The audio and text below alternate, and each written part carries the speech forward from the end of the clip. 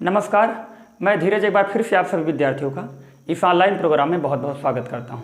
प्रिय विद्यार्थियों, आज के वीडियो में हम लोग 12th क्लास की फिजिक्स का एक बहुत ही important chapter electric flux and Gauss law, वैद्युत फ्लक्स एवं गॉस का नियम पढ़ने वाले हैं, जिसके अंतर्गत हम 3 महत्वपूर्ण topic area vector, surface angle, solid angle, तीनों टॉपिक को मैं डिटेल में इस वीडियो में आपको समझाने वाला हूँ। तो सबसे पहले हम लोग समझते हैं कि क्षेत्रफल सदिश क्या है। देखो यार, क्षेत्रफल सदिश नाम से ही क्लियर है, इसके साथ एक शब्द लगा हुआ है सदिश। इसका मतलब क्या है कि यह एक प्रकार की सदिश राशि है। कैसी राशि है? सदिश राशि है। और एक चीज आप जानते हैं कि क्षेत्रफल सदिश राशि है कि अदिश राशि है, ये कौन सा वर्ड डिसाइड कर रहा है? वेक्टर वर्ड अर्थात सदिश। तो क्षेत्रफल सदिश एक प्रकार की सदिश राशि है। और ये होता क्या है तो हम बोलेंगे, इसका रिप्रेजेंट करने के लिए हम वेक्टर ए का इस्तेमाल करते हैं, जहाँ ए क्या है? मैग्नीट्यूड, और ये ऊपर एरो जो रहा हुआ है वेक्टर का साइन है, ये बताता है कि ए जो है एक प्रकार की सदिश राशि है। वेक्टर ए बराबर क्या होता है? ए इंटू एन कैप, जहाँ एन कैप क्या है? एकांक सदिश। ए क्या है? मैग्नीट्यूड किसका? एरिया का। एरिया का मैग्नीट्यूड है, मतलब representation of area vector, vector A. ये बात आप अच्छे से समझ गए होंगे। ध्यान से समझो, क्षेत्रफल सदिश एक सदिश राशि है, वेक्टर ए बराबर ए इंटू एन कैप। अब आपको अगर हम समझाना चाहें तो क्षेत्रफल सदिश जो होता है मेरे प्यारे भाई, जैसे ये मेरे हाथ में देखो एक बुक है, अब मैं पूछूं इस बुक का एरिया वेक्टर क्या होगा, तो इस बुक के पृष्ठ के लंबवत है। ध्यान से बात को समझना। अगर मैं पूछूं इस बुक का एरिया वेक्टर कहाँ है, तो इसके लंबवत यहाँ। मैं पूछूं अब कहाँ है, तो आप कहोगे यहाँ है। अब कहाँ है? यहाँ है।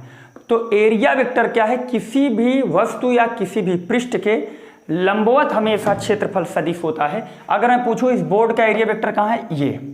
इस बोर्ड का एरिया वेक्टर कहाँ है? यहाँ। इस हाथ का एरिया वेक्टर कहाँ है? ऊपर। तो एरिया वेक्टर क्या है? एरिया वेक्टर एक प्रकार की सदिश राशि है।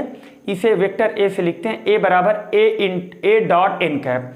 अब अगर हम लोग परिभाषा इसका बनाएं तो हम बोल सकते हैं क्षेत्रफल सदिश सदैव किसी भी पृष्ठ के लंबवत होता है, यानी क्षेत्रफल सदिश की दिशा सदैव पृष्ठ के लंबवत होती है। मैं आशा करता हूँ कि ये टॉपिक आप समझ गए होंगे। अब चलते हैं नेक्स्ट टॉपिक पर। दूसरा टॉपिक है यहाँ समतल कोण क्या है। देखो समतल कोण क्या है, तो इस चीज को समझने से पहले सबसे पहले आप समझो समतल क्या है। जैसे ये बोर्ड क्या है? समतल। समतल का मतलब हो गया ऐसा तल जिस पर ऐसा तल जिसमें ऊंचाई, या मैं बोल सकता हूं जो एक बराबर हो, मतलब ऐसा तल जिसमें जो प्लेन हो, सतह हो, एक बराबर हो, उसे हम लोग समतल बोलेंगे। लेकिन इसका नाम क्या है? समतल कोण, यानी सरफेस एंगल। तो सबसे पहले इसके डेरिवेशन को समझते हैं। अगर हम कोई ऐसा चाप ले लें तो आप कहोगे कैसा चाप है? तो समतल का चाप है, क्योंकि बोर्ड कैसा है? समतल। समतल पर अगर कोई चाप ले लें तो अगर इस चाप को हम केंद्र से मिलाएं तो यहाँ कितने डिग्री कोण बनेगा? Theta degree. अब भाई एक चीज जानते हो, ये क्या है? आर है। इस चीज को क्या बोलेंगे? यस। तो ध्यान से देखो, तो मैं ऐसे बोल सकता हूं कि किसी समतल पर चाप द्वारा, फिर से बात सुनना, हम पढ़ रहे हैं समतल कोण क्या है? किसी समतल पर चाप द्वारा केंद्र पर आंतरित कोण को सरफेस एंगल यानी समतल कोण कहते हैं। फिर से बात समझना, किसी समतल पर चाप द्वारा केंद्र पर आंतरित कोण को समतल कोण कहते हैं, और समतल कोण को हम लोग किससे रिप्रेजेंट करते हैं? थीटा से रिप्रेजेंट करते हैं। अगर इतनी बात समझ गए तो हम लोग जानते हैं कि क्या जानते हैं भाई, कि कोण बराबर होता है चाप बटे त्रिज्या। कोण बराबर चाप बटे त्रिज्या। अगर इस बात को आप समझ गए तो हम लोग एक भी बात और जानते हैं, कोण को किससे लिखते हैं? थीटा से। यहाँ चाप को क्या माने हो? यस माने हो। त्रिज्या को क्या माने हो? आर माने हो। इतनी बात अगर आप समझ गए हो तो देखो एक बात और समझो कि अगर कोण को हम इंक्रीमेंट करना चाहते हैं, then increment of surface angle, then always increment of the arc. कहने का क्या मतलब है कि अगर हम समतल कोण का मान बढ़ाना चाहते हैं तो त्रिज्या के बढ़ाने से समतल कोण का मान न बढ़ेगा न घटेगा। इसका मतलब यहाँ जो आर है ये कांस्टेंट वैल्यू है, यानी मैं बोल सकता हूँ, एक पॉइंट अगर यहाँ समझना चाहूँ तो हम बोल सकते हैं भैया theta will be directly proportional to S. यानी अगर सरफेस यानी आप आर्क को बढ़ाएंगे तो थीटा बढ़ेगा, आर्क को घटाएंगे थीटा घटेगा। तो सबसे पहले अगर मैं दोनों पक्षों में क्या कर दूं? अवकलन। तो हम लिख दे रहे हैं अवकलन करने पर, अगर अवकलन करेंगे तो क्या हो जाएगा? ये हो जाएगा डी थीटा, ये हो जाएगा आपका 1/r बाहर रहेगा, ये हो जाएगा डी एस।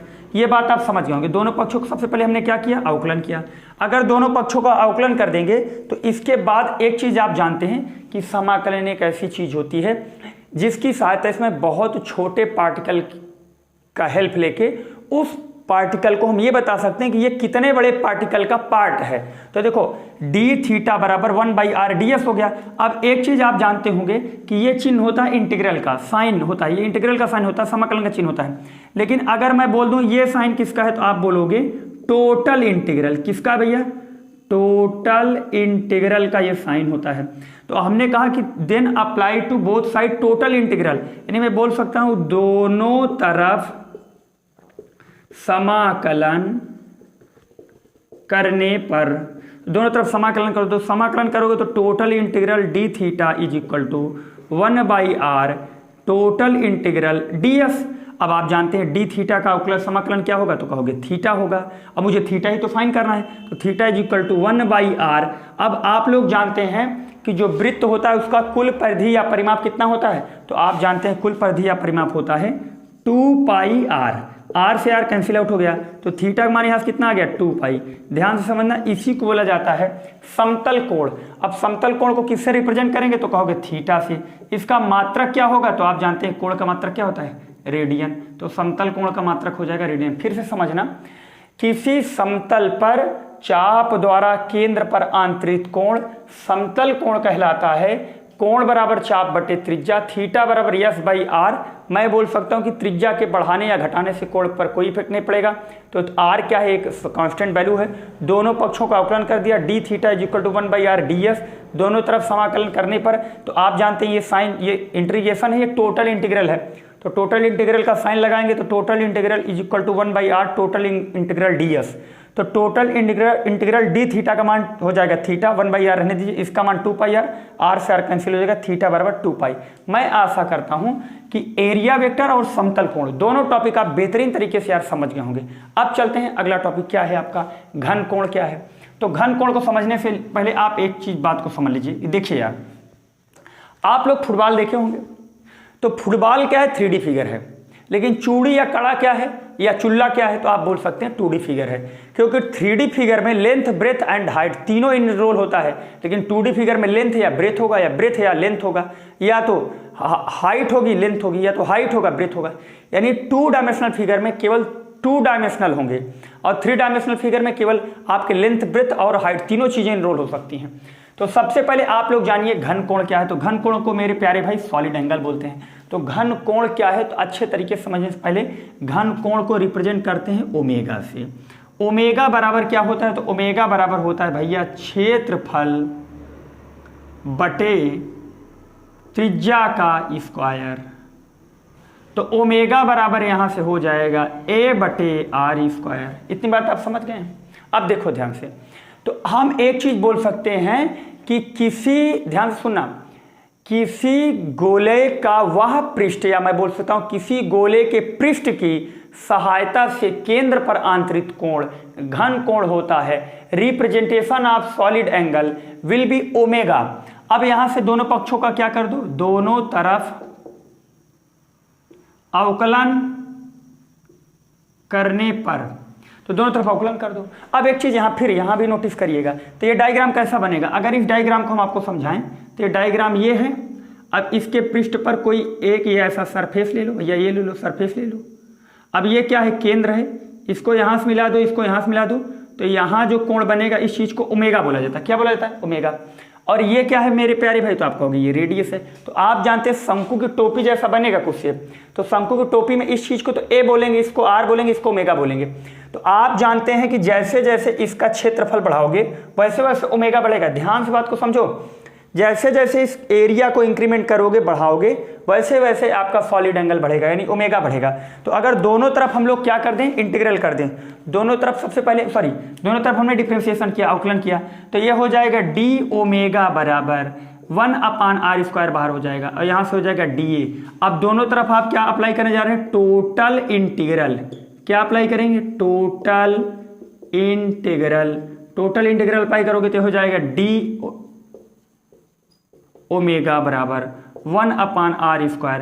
यहां हो जाएगा टोटल इंटीग्रल dA। अब जानते हैं ये चीज क्या है, तो आप जानते हैं जैसे आपसे कोई पूछे कि dx का समाकलन क्या होगा तो आप कहोगे x होगा, क्योंकि यहां पे क्या है, एक है और एक का समाकलन जिसके रिस्पेक्ट कर रहा है वही होता है। तो यहाँ से हो जाएगा ओमेगा। अब इसे सॉल्व करेंगे 1/r²। अब आप जानते हैं कि गोले का संपूर्ण पृष्ठीय क्षेत्रफल, total surface area of the sphere कितना होता है, तो आप सब जानते हैं 4πr²।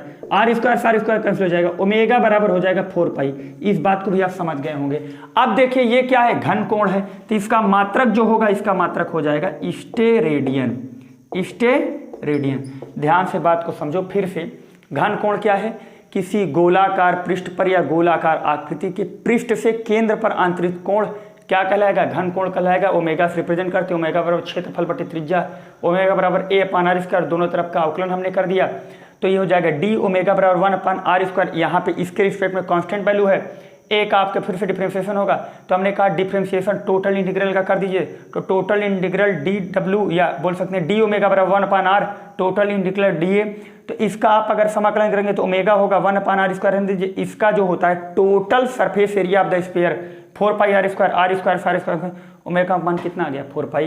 तो इसका जो मात्रक होता है वो स्टेरेडियन होता है, और इसका जो मात्रक होता है ये होता है रेडियन। तो इस बात को आप अच्छे तरीके से समझ गए होंगे।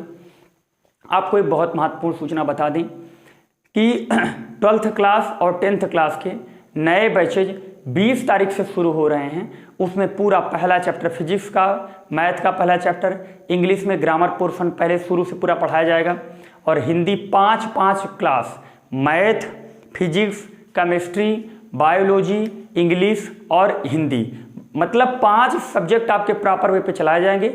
20 तारीख से आना मत भूलिए। 10 दिन का डेमो क्लास है। बहुत बहुत धन्यवाद।